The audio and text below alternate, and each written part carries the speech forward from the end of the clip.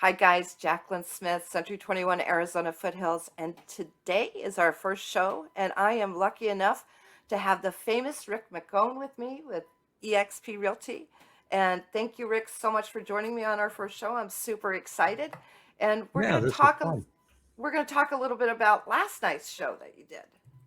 Yeah, they always. Do you notice that whenever we do these and we just kind of share a thought or an opinion, and people just want to jump in and and if they think you're wrong, they don't hold back, right? I kind of call them keyboard warriors, and then some people ask some really good and Yeah. intelligent questions, but I mean, I find like for one example, I'll read you here. It says. Looks like Jackie's trying to bring back the buyer's FOMO, fear of missing out. Oh Um, God, no.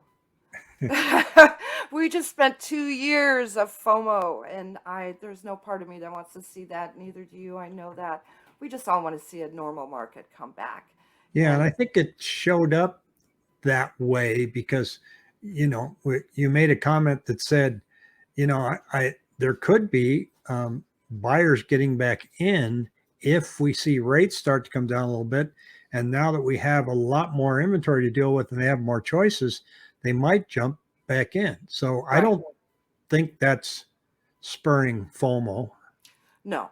And, and I think what my whole point to that was, and the buyers that I'm talking with right now, I'm having those conversations with them because there's so much confusion out there with all this clickbait and scare tactics just to get views. And then you watch the news and the news says, oh, the Fed raised 75 basis points.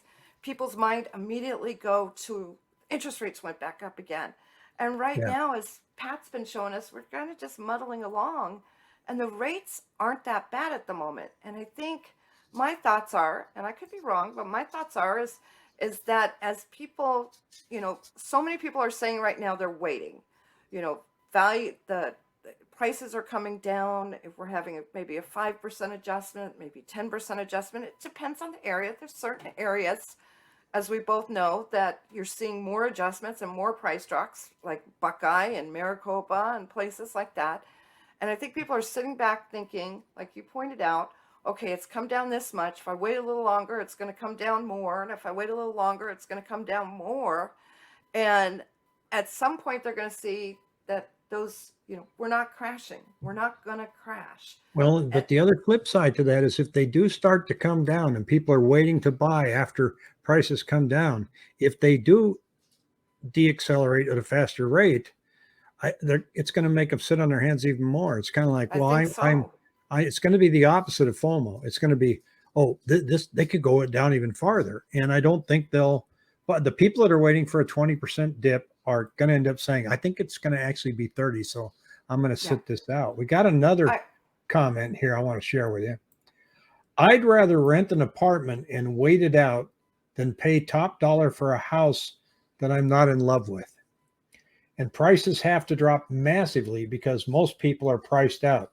The income to cost of living balance isn't going to sustain these ridiculous prices. The follow-up comment we got from that is anyone in California or New York 3 years ago thinks 450 for a house here is fabulous. Little do they know in 2019 the houses were 275,000. So they're not touching this market until these prices are obliterated. What do you think of that? I just don't see prices getting a 400 and something house getting down to 275. So are they going to keep waiting and rates start to go back up again? I think it's an individual situation. And that's what I always tell my clients. We want to be your knowledge broker. We want to help you understand the facts, what's happening. None of us know what's going to happen 6 months from now. All we can do is track, right? Yeah.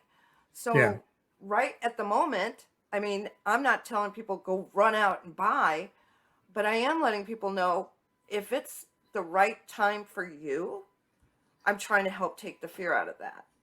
And we're even offering free buyer consultations right now just so that people we can sit and evaluate via Zoom or in person, so we can help people evaluate, like, okay, what's the benefits of you buying versus what's the benefits of you continuing to rent? I mean, if you're renting and you're spending $2,400 a month and you get no tax benefits and you're building no equity, which, I understand that people are worried that in the now we might have a correction, and I think we will have a correction, but I don't think we'll have a crash. And Yeah, I so, know what we're seeing right now is, and this is what we talked in detail on the show too, is that buyers are, I mean, our level of sales in July matched the level of sales we had in 2008. Where the sales are down that bad. They're just, people have said, I can't afford it. I'm out. But then that makes people say, well, what makes you think that um, when my lease is up that I'm going to jump back in? And one of the comments was, more listings, that's good. Buyers are not coming back. And anyone that ever bought 2 years ago, and now everybody's out of money. well, not necessarily, because if they're in that home for the next several years, um, that's not their money, like you say, until it's time to sell the house. And so, if you're looking to make a move because your family is expanding or you have a job transfer and you're going to be in that home for a while, I don't think it matters. Well, she's referring to buyers too. They're saying buyers are not coming back. Everyone is broke. I see a lot of money out there. I mean, Yeah. there's a lot of broke. It's so, and I think, I'm um, still even seeing cash buyers. And believe it or not, I'm still, it's very micro market, and I think it's going to continue to be that way. And I think it's, each individual situation. If it makes sense for them, great, buy. If it makes sense to sell for them, great, sell. But, you know, well, what do you think of the comments that we get on the channel that say these houses are way out of whack? It's too expensive. I'm leaving Arizona. Where do you go? I don't know. Portugal? Definitely not Boise, Idaho. That's for Yeah, yeah, sure. yeah. Portugal. So I think what I like, but and you're on with Ruby on the show. What I like is that I look at the numbers. I mean, I'm selling homes out there too, but what I like is that you give us that perspective of what your buyers are telling you. And so when you say that um, buyers are waiting and they will jump back in, that's because that's what they told you. How long um, do people sit this out? Because I saw sales go up just a little bit past few days, 400 or 500 units, and inventory go up just a little bit. It gives me the feeling like we're going to be in this spot for a good while. We might be, and I think was really interesting, and I would love to figure out a way to do a survey. And maybe we could do that on one of the shows, that anybody who is watching this, are you renting? Do you own? What are your intentions? Help give us even more feedback, because I would love to know. I mean, I'm doing that through Facebook. I'm doing that with my current buyers that I have. Some of the buyers I'm talking to, they're like, yes, as soon as our lease is up, if things haven't changed dramatically, we're interested in coming back. But that depends on if they will qualify. And so, you're seeing a lot of people that were in that 5 or 600,000 range. They're having to adjust their expectations a little bit. But do you adjust your expectations and own and over the long term? Because real estate over the long term is always gone up.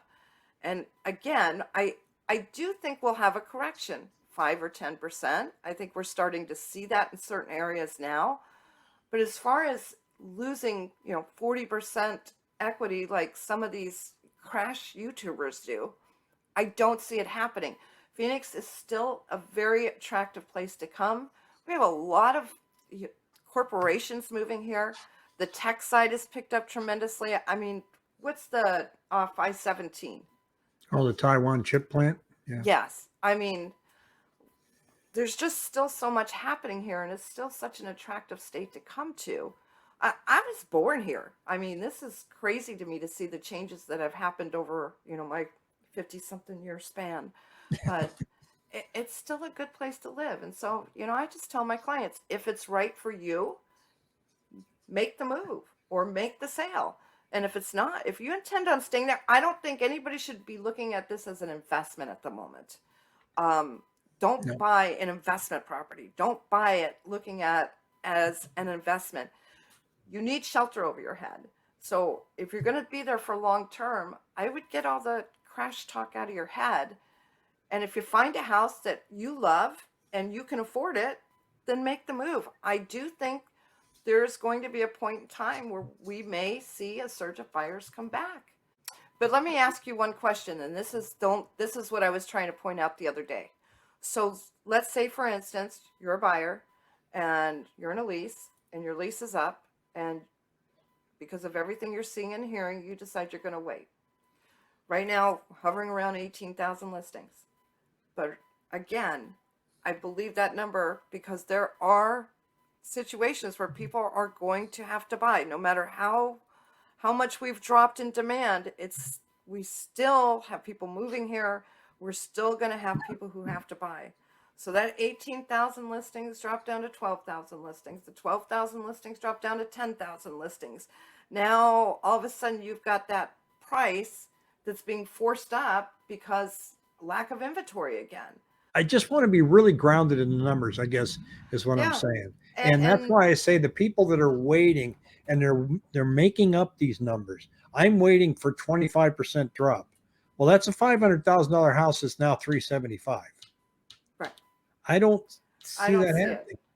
I don't see it.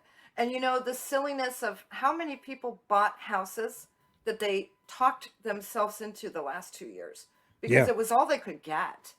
Yeah. And, you know, people paying astronomical numbers over. But now you've got choices and the rates aren't that bad. I mean, sure, it did knock some people, unfortunately, out of the market. And if you're that tight on being able to qualify, you probably are better renting and waiting.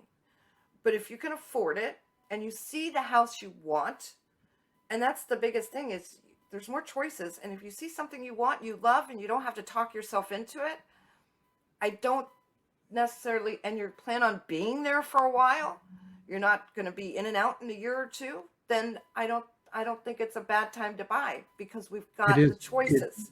It is nice that you don't have to make the decision in the driveway right now. Mm-hmm. You know, And you go in, you look at the house, you go in the driveway, you're both getting ready to get in your car. Do you like it? Well, I'm not sure. Well, it may not be here in an hour. right, You know, and that's I couldn't stand that. So no, that was interesting. not at all. Well, Well, Jackie, Rick, good, best of luck on your channel. thank you. I couldn't do it without you. Well, we're going to make it rock and roll, so it should be fun. So thanks for having me on the show and being number uno. Thank you, Rick. Take care. Bye, guys.